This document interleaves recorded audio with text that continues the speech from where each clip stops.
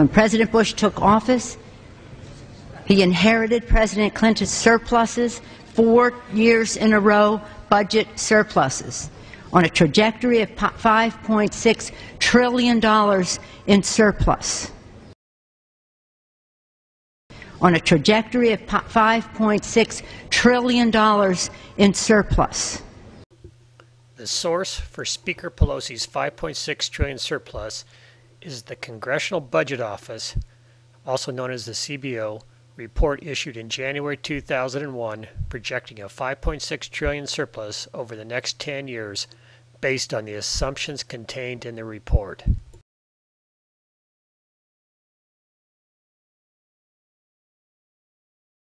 I'd like to yield 1 minute to Ms. Pelosi, the gentlelady from California, and member of the Appropriations Committee. Gentlewoman is recognized for 1 minute. We do not have the surplus you're talking about here. First of all, we're talking about a tax cut based on a budget we haven't seen, on a surplus we can't guarantee at a time when we have unmet needs in our country.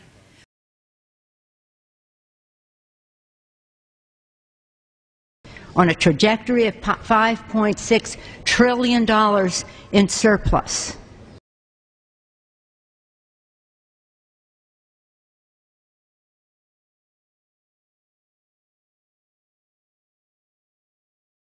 Using a projection for deception is a well-known tactic. After the 1929 stock market crash, the following became law. The Securities Act of 1933.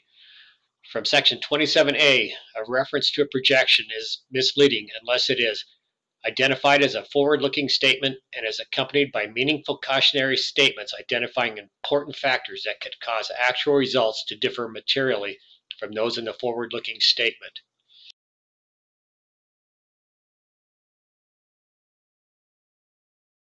On a trajectory of $5.6 trillion in surplus. For background information, we will look at a guide for prospective financial information published by the American Institute of Certified Public Accountants. Prospective financial information covers projections and forecasts. The AICPA Audit and Accounting Guide states the potential to mislead a third-party reader of financial forecasts is greater than for historical statements. The AICPA states small changes in certain assumed conditions can result in relatively large variations in the prospective results, while relatively large changes in other assumptions cause only minor shifts in the prospective results. The AICPA also states, as the uncertainty surrounding the forecast increases, the range ordinarily would widen. However, the responsible party should consider that if the range becomes too wide, the presentation may not be meaningful to users. Here are the conclusions from the AICPA. 1. Projections have greater potential for deception. 2. Small changes in major assumptions can have a dramatic effect on the projected outcome. And 3. A wide range of possible outcomes can render a projection meaningless.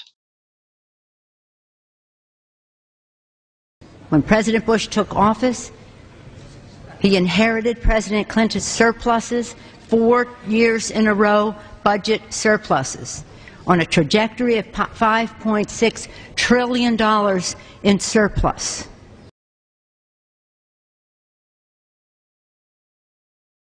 Moving to the Congressional Budget Office's the Budget and Economic Outlook fiscal years 2002 to 2011, what did the CBO say in the January 2001 report?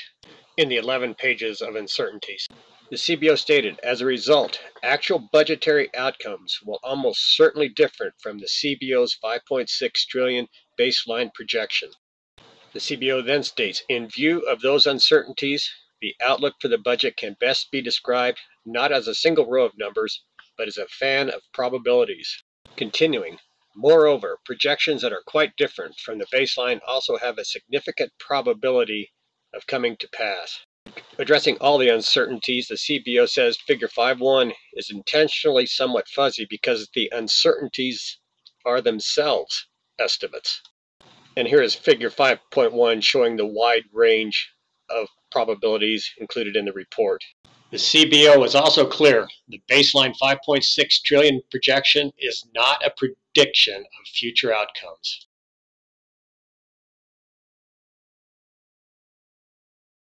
on a trajectory of $5.6 trillion in surplus. Here is the Code of Ethics for Government Service. I will highlight 3 of the 10. Number 1, put loyalty to the highest moral principles and to country above loyalty to government persons, party, or department. 9, expose corruption wherever discovered. And 10, uphold these principles ever conscious that public office is a public trust.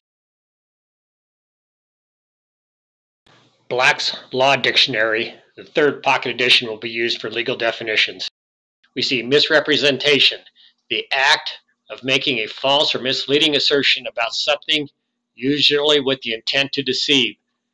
The assertion so made, an assertion that does not accord with the facts.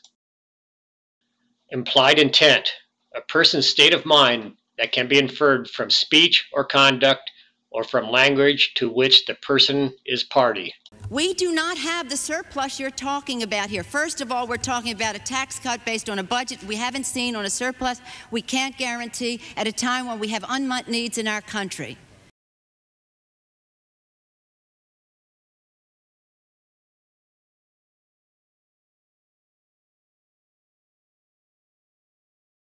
When President Bush took office, he inherited President Clinton's surpluses, 4 years in a row, budget surpluses, on a trajectory of $5.6 trillion in surplus. According to Black's Law Dictionary, fraud, a misrepresentation made recklessly without belief in its truth to induce a person to act. Speaker Pelosi, are you trying to induce Americans to act by voting for Democrats using a misrepresentation? Speaker Pelosi? Is your intentional misrepresentation of material facts associated with the 2001 CBO projection a violation of public trust? Public office is a public trust.